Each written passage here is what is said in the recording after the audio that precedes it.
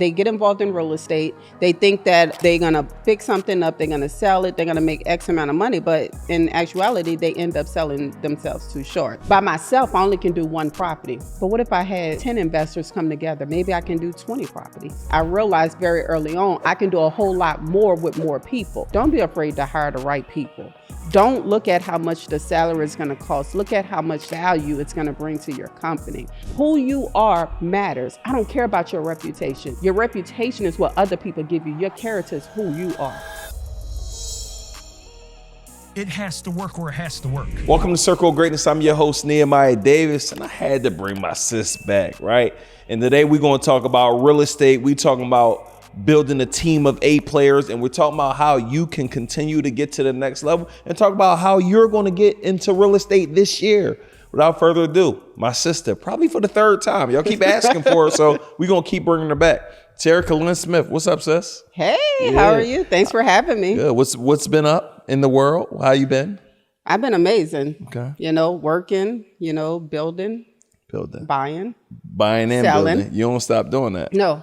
When do you decide to sell for you? So that's a great question. A lot of people have to understand that there's a science to this. You don't just sell when you feel like it, right? You sell once you reach the exit plan of your real estate portfolio. So a lot of the times when we buy a property during the underwriting process, we know exactly at what stabilization point we're going to actually sell the property. So for stabilization, tell me what that means. Stabilization means you have stabilized the asset. It has consistent rent. Your vacancy rate is low, and that now you're making positive cash flow consistently every single month.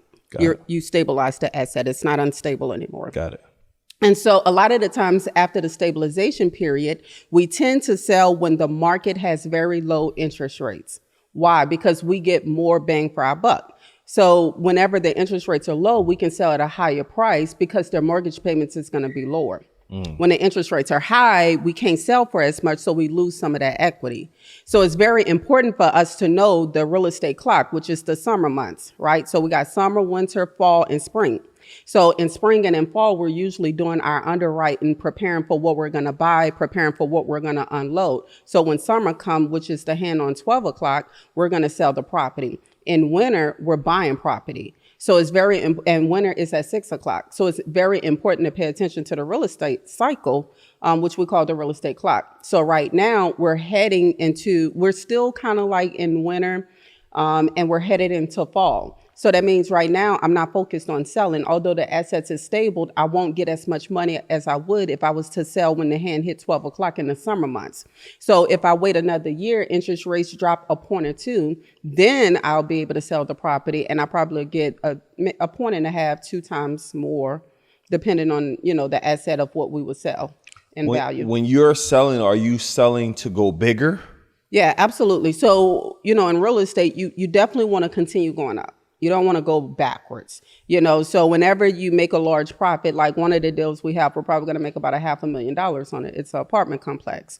Well, when we sell this apartment complex and we make $500,000 on it, now that's money for us to go into a larger community. So we continuously building up. Let me ask you this question. Why not just keep the property forever? Like, that's my concept. So we have some assets. That's a great question. We have some assets that we will keep forever, that we will pass on to our children. But again, that's whenever you first buy the property and you do your underwriting process, you determine what your exit is going to be. There may be a 5-year exit, a 10-year exit. Every property you do an exit at the very beginning. At the very beginning. That way we're not guessing along the way what we're going to do with this property, how we're going to make money, because that's a lot of mistakes new investors do. They come inside, they get involved in real estate. They think that they're going to fix something up, they're going to sell it, they're going to make X amount of money, but in actuality, they end up selling themselves too short. So for me, I like to make sure whenever we're underwriting a deal, I'm able to know exactly what we're going to do with that. So when it's time, all the investors know. We also like to get our investors paid, get a decent return on their investment, and then be able to move them into something bigger as well. You've been having investors invest with you. Now, I know I've been investing with you now, probably going on 2 years. Mm-hmm.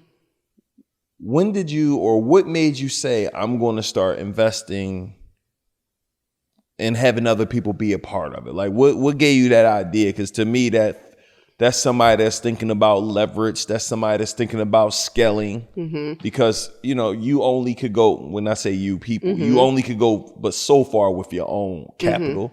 And again, Robert Kiyosaki always talk about how I think he's in between 2 to 4 billion in debt, which is good debt, real estate. But what made you say, hey, I'm gonna have other people invest with me, and like walk me through that? I don't think I ever asked you that. No, that's a great question. So honestly, I wasn't thinking about leverage and or scaling. I was at a real estate closing. The attorney passed me the real estate folder. Okay. Now keep in mind, I'm at a closing table. I'm a realtor at this point.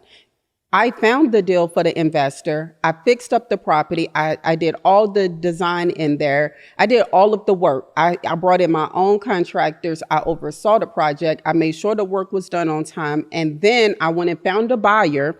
And then I was able to bring him to the closing table. So I did all of that. All he did was put in the money. That's it. So I was sitting at the closing table, and the attorney gave me a real estate folder. Then he give my investor the real estate folder. I open a real estate folder. I can't unsee what I seen. I seen 6 figures. So the attorney said, oops, that's my bad. I gave you the wrong folder. So then he take the folder from me, swap it, and give it back to the investor. Looked at the investor. At that moment, I knew I wasn't going to be working ever again for free. So people would allow you to work for free as long as you allow it. I didn't know I was working for free until I seen what I made him. Although I should have known what I made him, because I've been there at the very start. I don't count people pockets, but I do count my work ethic. I count my value that I'm adding. I'm counting the time that I'm putting in. So because I was willing to do all of that, I went back to him and I said, hey, I would like to propose something different. Because I wasn't just doing this with him. You got to keep in mind, I was doing this with multiple investors. All I would get is a 3% realtor fee. That's all they would pay me. Nothing more. So I went to him and I said, hey, I would like to renegotiate our deal. I want to be able to be 50-50 with you. He said, well, why would I allow you to do that? I said, well, because I'm finding the property, I'm fixing up the property, I'm project managing the property, I'm finding a buyer for the property, I'm selling the property. He said, but you already make 3% commission. Why are you not happy with that? If I wasn't buying all these properties with you, you wouldn't be getting that. So I said, okay, I understand. But I'm not about to keep on doing 50% of the work like I'm a partner and only getting paid 3%. That's good. So he said, well, I'm just not going to do it with you. So I went and had a conversation with all my investors. At this time, I could not afford to miss out on one investment opportunity. Like, keep that in mind. I was really struggling. But I had one investor that said, look, I don't have the time to do what you're doing. That 50% is none. You should have been asking me for that. And guess what? I worked with that one investor. And then after that, you know what he did? He started referring to another investor, and another investor. You know what they know? I charge 50%. So now it's not no question, because when they come in, they know the value that I'm at, and they know I'm going to get the job done. So for me, I realized very early on, I can do a whole lot more with more people. By myself, I only can do one property. But what if I had 10 investors come together? Maybe I can do 20 properties. And so from that point, I was able to scale. Wow. That's good. I got a question kind of off subject, but this is a question that a lot of people probably had, here's a question that a lot of people probably would like to know. You said something earlier about you don't pocket watch or whatever. How do, whether it's with your team or others, where people see the amount of money you're making, whether in your various, you got a bunch of businesses, you got real estate, you got a lot going on, same with me, same with others, but people feel entitled to want more money because they see the money you're making. But sometimes they don't know about the expenses. They don't know a lot of everything going on, but they may play a small role in. They may have that attitude, not attitude, but how you said, I want more money. I'm doing this. What if your people come to you like that? Like, I'm trying to understand and be like, well, you're making this, you're doing this over here, this, right. I need more money. Right. It's twofold, right? So what I had to realize is that there's a difference between the boss and the worker. It's a difference. Yeah. The boss take all the risk. If I'm going to put up all the money and I'm going to take on all the risk, then I should be entitled to majority of it, right? But don't get it twisted. Just because I'm working up under someone doesn't mean that I'm not the boss somewhere else. So whenever I went to the investors, it wasn't a matter of me counting their pockets. It was a matter of me counting my value, a matter of me counting my time. I could do, Magic Johnson said it best, right? The same amount of time it takes to make $1 million is the same amount of time it takes to make $1 billion. I'd rather focus on the $1 billion. Yeah. So if I'm going to put my time out, I want to get the best value possible for my time. I want those who's going to appreciate my time, right? I'm not asking for anything free. Just give me what I believe is rightfully mine. The thing is this, I have no issue paying people of value. Never. If somebody on my team say I don't pay them right, they're a liar. I say that my team is behind me right now. They are a liar. If they say I do not pay them right, they are lying. Why is that? Because I pay them a value. Most of the time, I'm giving them increase. Most of the time, I'm giving them deals. Most of the time, I'm giving them opportunities. You see what I'm saying? Nobody is going to be able to outvalue me. They won't be able to do it. I take great joy in outvaluing my team. You know what I'm saying? So for me, when I bring somebody on, I don't look at they pay first. I don't, because I know they'll pay for themselves if they bring the value of what I need. If they give me back my time, they're worth their weight in gold. The next thing is this, I don't surround myself in a cage. A lot of these people have cliques. They're surrounded by people who is actually counting their pockets, who is actually watching their next step, their next move, who's hating, who's plotting, who's ready to stab them in the back the moment they turn their back around.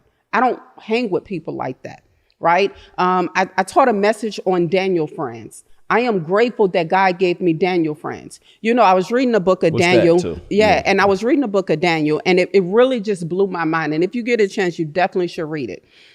But one of the things I noticed... Tiffany got me reading Acts now. You got me reading Daniel. How many chapters in Daniel? Do I start at chapter 1? Like, let me know, because they in my comments. You in your Bible? That's right. You in your Bible? Yes. Neil, I'm you read like, your are Bible you? Today? That's right. So, but anyway, so in the book of Daniel, what I absolutely loved was that Daniel was a very accurate prophet, and he was not afraid to stand up against the king. Now, you got to keep in mind, back in the day, that's a big thing to tell a king no. It's a big thing not to accept the gifts from a king. It's a big thing to turn your plate down in front of a king.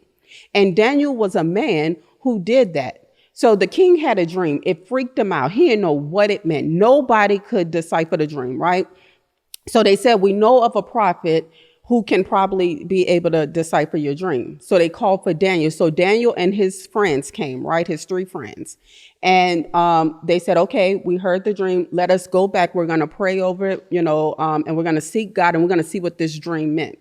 So they went and did all of that. They found favor with the king when they came back and told the king exactly what the dream meant. Well, fast forward, Daniel and his friends are now favored in the king's eye. But the wise man, I guess, of the city concocted this plan to come up with a new law that if someone is caught praying or whatever, then they are breaking the law and they're going to be killed. So they came up with this. They caught Daniel's friends, praying. This is the beautiful thing about this. Whenever they caught Daniel's friends praying, Daniel was not with them. That makes sense? So whenever they went out to get burned, they were not touched. What you mean go out to get burned? They was going to die. They was going to burn them to death, right?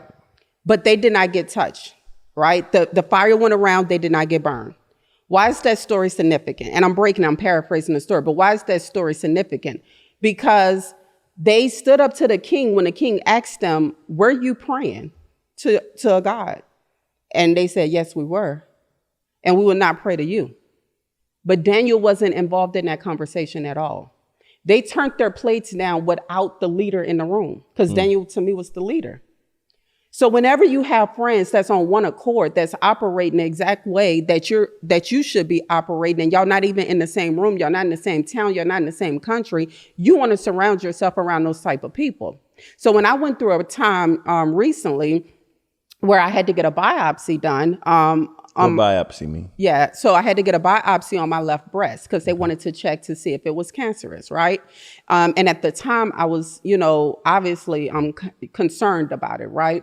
But I contacted, I called Tiffany and I said, hey, this is what they're saying. She said, we reject the news of the repairman. We only accept news from the manufacturer. That was it, right? That's God. Huh? That's God. Yep. That's right.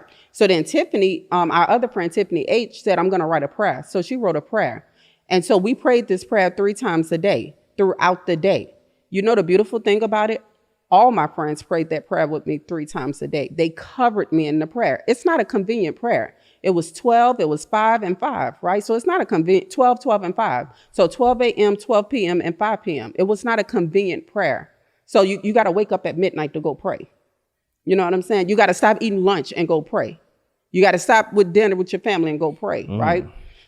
And so one of the beautiful things about that is I realized that God has surrounded me around true friends who really, truly support me no matter what I have.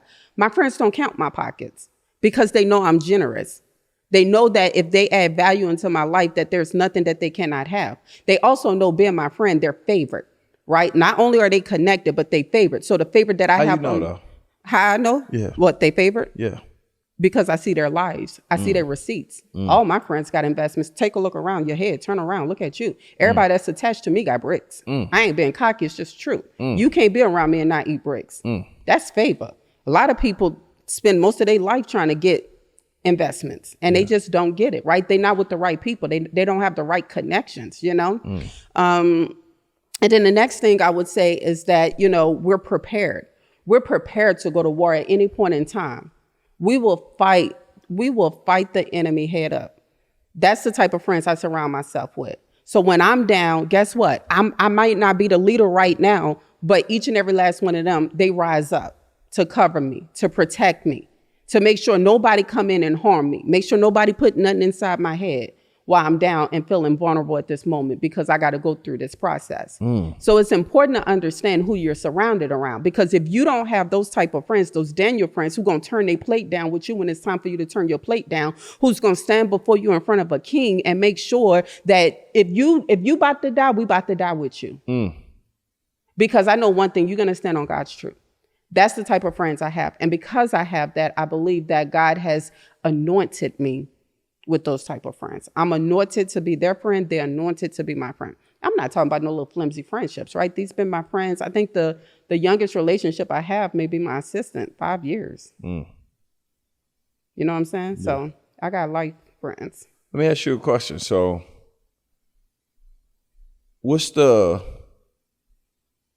you're very assertive. Really? Yes. No, I'm so gentle. See, they ain't gonna tell you. So no. But you want things how you want them. I mean, they're usually right, but okay, keep going. You operate in excellence. That's always the best way. No, I'm not. No, what I'm asking is,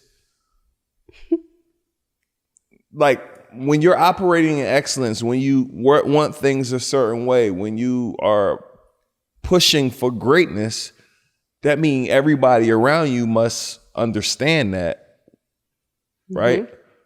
But what seems to happen to me sometimes is that people are so okay with being average that I'm the bad guy for wanting to push you for wanting more, or trying to push us for excellence.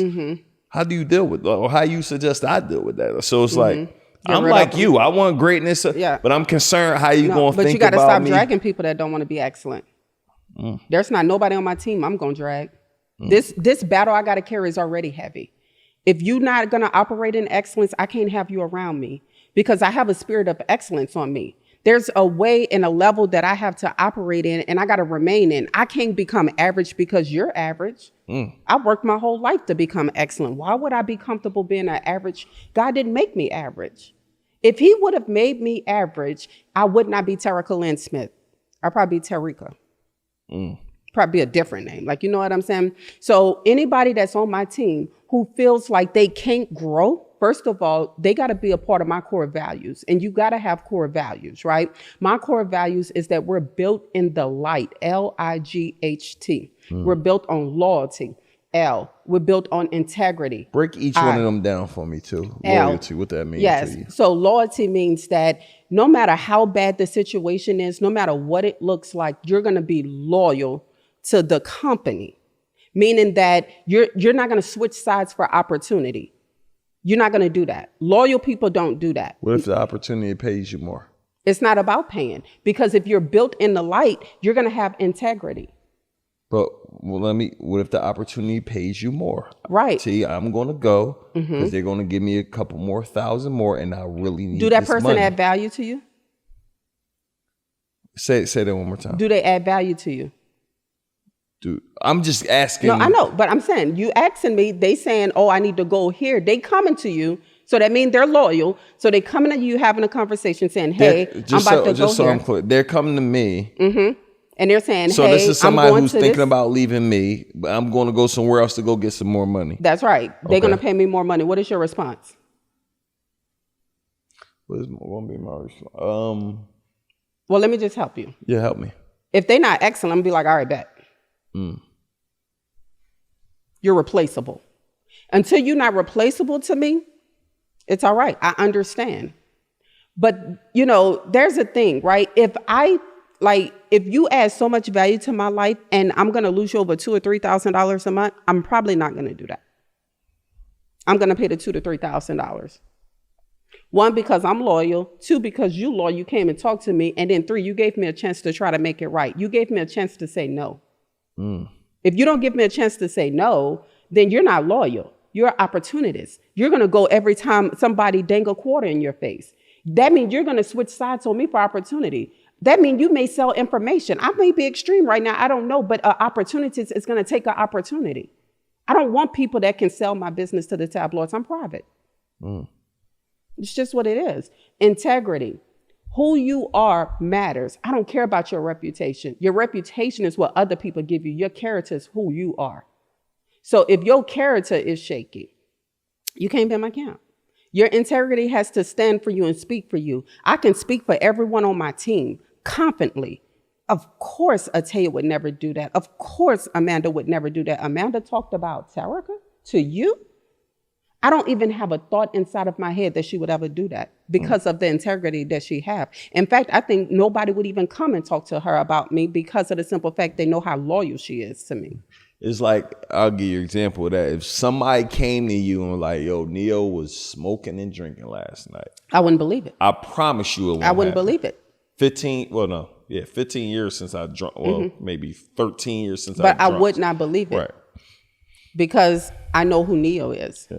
His integrity. He has had many chances and opportunities to drink in front of us and cut up and do all this stuff in this life that we live, and he has not. Yeah. Every event we go to, he say, "Nah, I don't drink."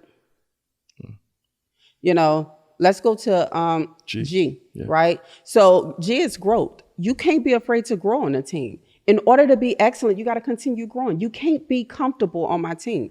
If everybody is comfortable, we're not doing enough. I'm not saying be miserable. I'm saying if you comfortable. Tell me what comfortable means. Comfortable means that you show up and you do the exact same thing every day. You see nothing moving up. Everything is just stagnant. And before you know it, it dies. You're doing watering just nothing. enough. You're doing just enough. Well, that's the job, T. I don't. No, but my job is never You don't pay me that. to do more than that, T. No. Why would I do extra? No, that's not true. The job is not that. Again, integrity. But the job description just says this. It don't say This nothing is why they about have to growth. be built in your core values. That's why in my company, you have to be built in the light. Because we probably all got, how your boy said, I got 10 jobs. I don't get 7 jobs, something like that. I don't get tired. Like we all have different jobs that we run as a company. We all go above and beyond. I still clean bathrooms at events when I need to. I'm never afraid to grow. So when you have somebody that's trying to stop you from growing, it's like the wise man it's like the 3 wise men, right? Not the wise men, it's the 3 talents. One received 1 bag of gold, one received 2 bags of gold, one received 3 bags of gold. The one that received the 1 bag of gold took it and buried it. He buried it. You know what buried mean? Buried. What that mean? Put it under the dirt. Got rid of it. That's right. You know, buried mean death, right? You Right. buried things Yeah. for the die. Yeah. right? He didn't plant it, he buried it. Okay. The other 2 wise men went and multiplied it, created interest on their account. They went and grew it. So there's something spiritual about being obedient to go out and grow.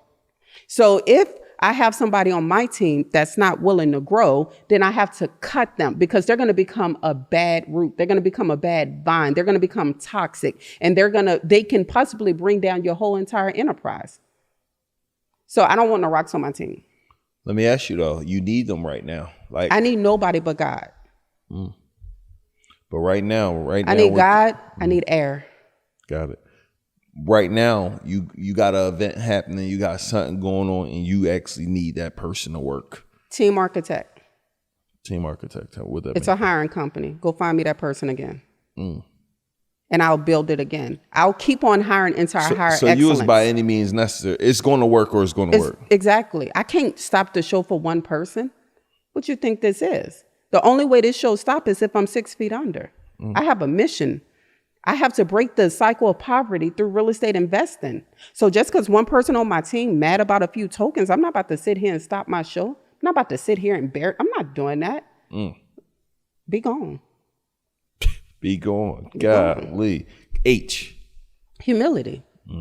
You have to be humble. That's what I'm saying. I'm willing to go clean the toilets. I'm willing to go serve. I serve every other Sunday whenever I'm in town. I serve at my church still. I don't care how many zeros I have in the bank. I still want to see the presence of God. I still want to see his face. I still want to be rewarded in everything that I do. I want to be called a good and faithful servant. I want that hug. I want to see my Father smile. So everything I do in humility. So it's not okay for me to be average. It's good. T. Transparency. I'm going to be transparent. When my investors say, T, I need to look at these books. I don't like these numbers. At any point in time, you say, hey, I want to audit the books. We're an open book. I'm transparent. Neo, you have trusted me with millions of dollars. Why? Because I'm built in the light. If I'm built in the light, again, reputation is what you give me. Character is what I have. I have to be able to sleep with this person. And if my character is not right, and I call myself a child of God, something is wrong with me. So we will always be built in the light. Transparent. What if being transparent may hurt somebody's feelings? Me being transparent may hurt somebody's feelings? Like when I say transparent, like, yo, I got to have a real conversation with you. This is you may be uncomfortable. I may be uncomfortable, but this is. Why would you be uncomfortable? So do you hire people to pay their rent, their mortgage? That's why you hire people? Do I hire people to pay their mortgage? Yeah. No, to get a job done. Oh, okay. So why is this conversation hard if the job not being done? I think for me, I don't never have a hard conversation. Yeah. What's for you though? I think I just maybe got conditioned to average then, where it's just like I gotta have these hard conversations because stuff is just, I don't know. You just asked me, what would you do if that person come to you and they'll leave you for a couple of $1,000s, but you can't have a conversation with them about where they slacking? Yeah. I'm always willing to have those conversations, and they're not confrontational. Right. They're not confrontational conversations.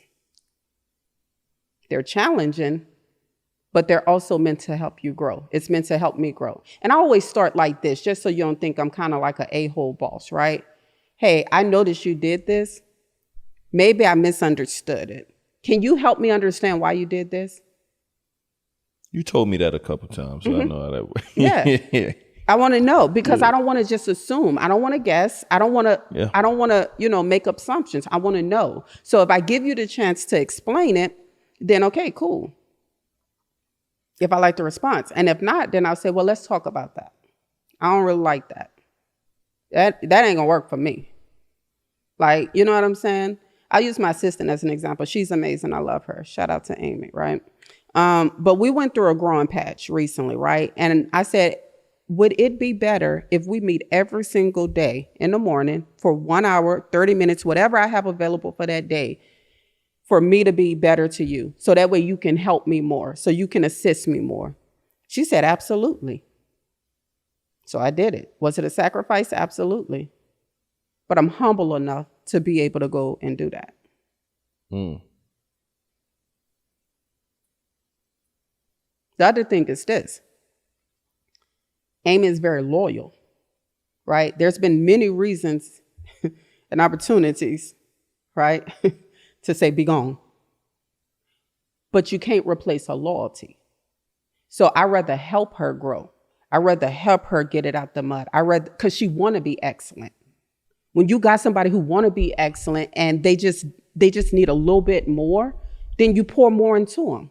It's almost like a little flower. You see it growing, but you know it need a little bit more sunlight. So put it in the sun. You see it need a little bit more plant food. Put some more plant food in the pot. You see it need a little bit more water. Put a little bit more water in the pot. And then watch that thing grow. It's going to be beautiful. And you're going to say, I watered that through my obedience of God. It's a powerful message. This might be our best episode, yeah, and we didn't talk about no real estate like that. Nah, not really. I mean, we ain't talking about no bricks. Yeah. Jeez. That's good because I think I need to have more transparent conversations and stuff. Absolutely. But sometimes I'll be feeling like I don't be wanting to say certain things because you pay their mortgage. Because I drive people. Like I'm gonna drive you. Like it's like I'm on this call. I'm letting us know what we got to do, man. It ain't. That's right. And I'm celebrating with like grateful, but I'm like I need more. Like we need to be. So you know what I do with my team? Man. So I do that too. I obviously they clown me because they say I'm the female version of you, but I spoil them. Trips. I take them on team trips. We build, we take a break, right? We refocus, we regroup, say, hey, I see in this area it's taking you a little bit longer to deliver what I need. Let's bring in 2 or 3 more people to help. That's what I'm doing now. Even with my video guy, he's great. I love him, right? But I know I need 2 or 3 more because I pay attention to the weak links on my team, right? I'm only as strong as my weakest link. So if my weakest link is my videographer right now because he got a new baby and he's just trying to get life together, I got to make sure I build him up. I got to make sure I got people that have his back so that way he's good. So I'm going to put the money out. And I'm not going to give it to him. He's just stay where he at and I bring in new people. Because more money is not going to solve his problem if I can't get the results. He got a crying baby at 2 o'clock in the morning. He needs some rest. Yeah. Yeah. Jeez, this is a good conversation. Trying to think. Taking it in? Yeah, listening. Let me ask you a question. Yeah. When do you rest? I rest at night sometimes. Now I try, like before my body couldn't operate unless I prefer 8 hours, but then I would get 6. But now I play ball Tuesday, Thursday, Fridays, 5 in the morning. But I be going to bed at 1. So now I'm running on about 4 hours of sleep, generally. And sometimes I do longer, but for the most part, like I saw you in Mexico. You know what I did? That whole time I slept. I was on my friend's boat. I slept on the boat because I guess I don't really know how tired I am. Like, do you think getting rest makes you average? No, I enjoy rest. I think I like rest. It's just how my schedule's set up now. It's like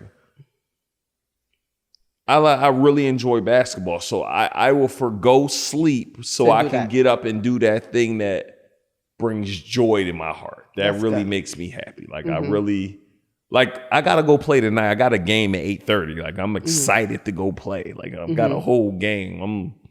I'm excited about that for me. So it's like I could go to sleep because I'm on 2 hours of sleep in the last 24 hours. But I'm like, well, I'll go play this game first and then I'll go to sleep. Yeah.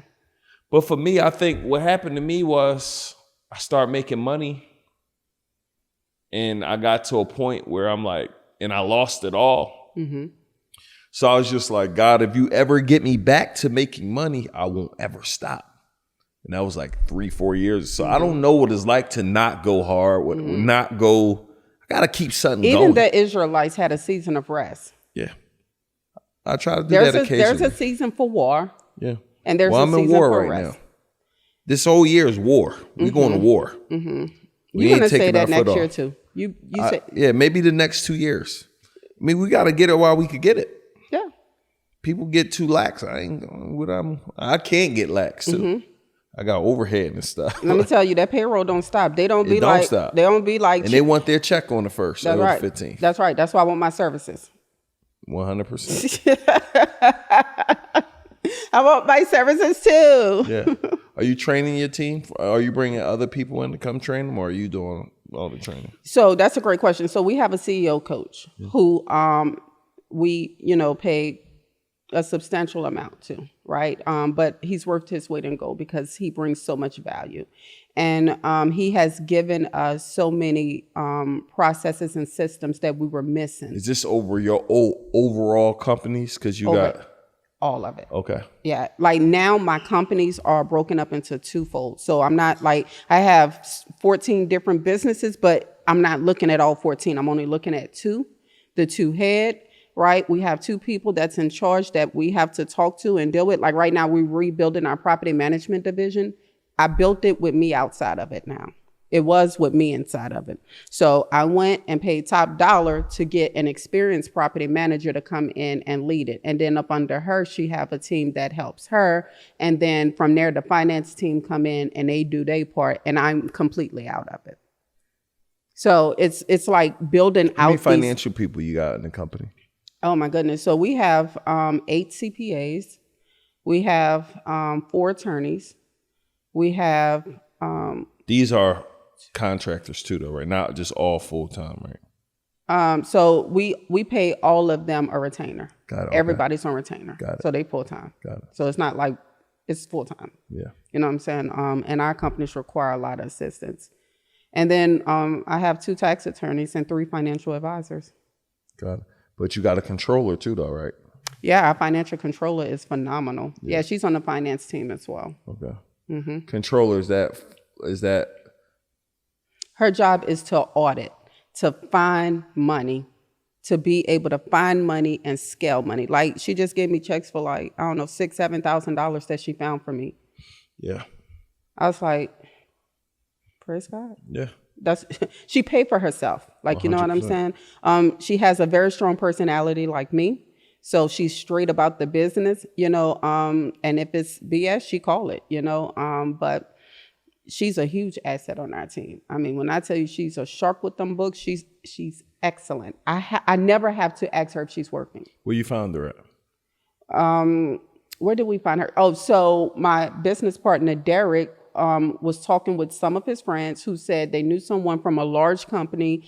They was letting a lot of people go and that we probably should look at speaking with a few of them. And so he met with her and she was actually offered more money to go somewhere else. But she, after Derek talked to her, she really enjoyed the fact that she can grow and help build something. And so we hired her and it's been a blessing. Let me tell you, don't be afraid to hire the right people. Don't look at how much the salary is going to cost. Look at how much value it's going to bring to your company.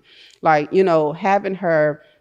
having a good CPA team. Like right now, our tax attorney, his only goal is to read the tax law for 2024 to find us cost saving benefits. That's all I need him for. That pays him. Yeah. So what I say, he pays for himself. That's right. Yeah. Go find a way where you can create these tax vehicles for me. And then from there, if you save me $100,000, $200,000. Yeah, you pay for yourself. Thank you. Yeah. And then you do it again next year, the year after, the year after. Every year. Yeah. Every year. Those are some very important roles. Absolutely. And if you don't hire right, you're going to be a hustler, not a CEO. You're just going to hustle. Your business is going to be ran like a hustler. Yeah. You're going to reach a ceiling and you're going to be frustrated, stressed out, and tired. And before you know it, you're going to be making all the wrong decisions because you're going to be making them from a hustler mindset, not a CEO mindset. That's good. Let me ask you a question, switching gears a little bit. You gave away a house recently. Like you gave away Somebody bought a $1,000 ticket to your event. Yes, he You did. gave him a house. Shout out to Brandon. That's right. And we're doing it again. We're about to You told me you're doing it maybe two people maybe this time. 4. You told me 2. I want to do 4. If I have a budget of amount for 2 houses, I can stretch that same budget and buy 4 houses. Okay, long as it's a set budget, It's Terrica. a set budget, right? Yeah, a set budget. How much is that set budget? You know yet? No, I don't know yet. Yeah, you got this set budget. But anyway. But it's going to be so good. All right, so 2 to 4. What made you want to give a house away initially? You gave Because everybody deserves ownership. So Everybody you felt in your heart deserve like it. I got to give somebody a crib. Like you come to my event, I'm like, nobody's going to add more value than me. Yeah. Like people lie about giving away stuff. We give it away in real life. You documented it. It's on Instagram right now. It's at the put courthouse. It on YouTube yet? It's at the courthouse. Yeah. That's The deed. The deed. Yeah. In his name. Yeah. Okay. I be seeing a lot of fake stuff on the gram. That's right. But this is real. You know what I'm saying? You can pull up. They be making up people to get the crib. That's right. Miss Kendra. She won the crib. Put a COVID mask on her. Look, never know who she is. Yeah. Nah, we sitting up there smiling with the keys. You know what I'm saying? the Like table. with the top of a Rolls Royce, sitting like this. Like smile for the camera, dude, and let them know you really won this property. So yeah, absolutely. It was beautiful. And the beautiful thing about it is now all he focused on is buying his next property. So let me tell you about this real quick before we go. He bought a ticket to the conference for $997. Thepropertychallenge.com. That's Make right. sure y'all go get y'all ticket now. Yes. Get entered to win a house. That's Not right. only get a house, learn about real estate from the top people in the industry. Learn That's right. from Terrica. Yes. And more importantly than that, I think all of that's cool, but get in the environment. Proximity is power. Thepropertychallenge.com. Go ahead. Yes, absolutely. And so he bought a ticket to the Property Challenge for $997. He bought our titanium level. So he bought the ticket. We called 7 people before we got to him. Wow. That's What how was the you 7 miss people your. at? That's how you miss your blessing.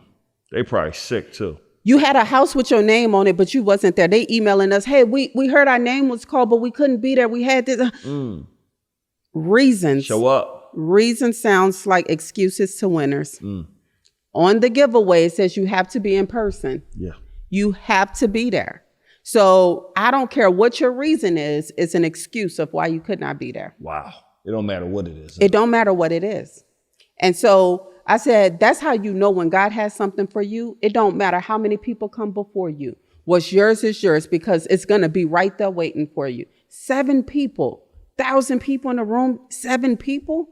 I'm like, I got to the point like, yo, am I going to get to somebody that's in the room? I'm looking at 1,000 people. And when we got to his ticket, he could not believe it. Everybody said, it's a scam. You'll never get the house. He went to the closing, signed off on the house. The second thing we did was I called my bank. I said, hey, Mark, we gave away a house. Can you do the renovation loan for him? He said, absolutely. Approved like that. No credit, approved. Connections.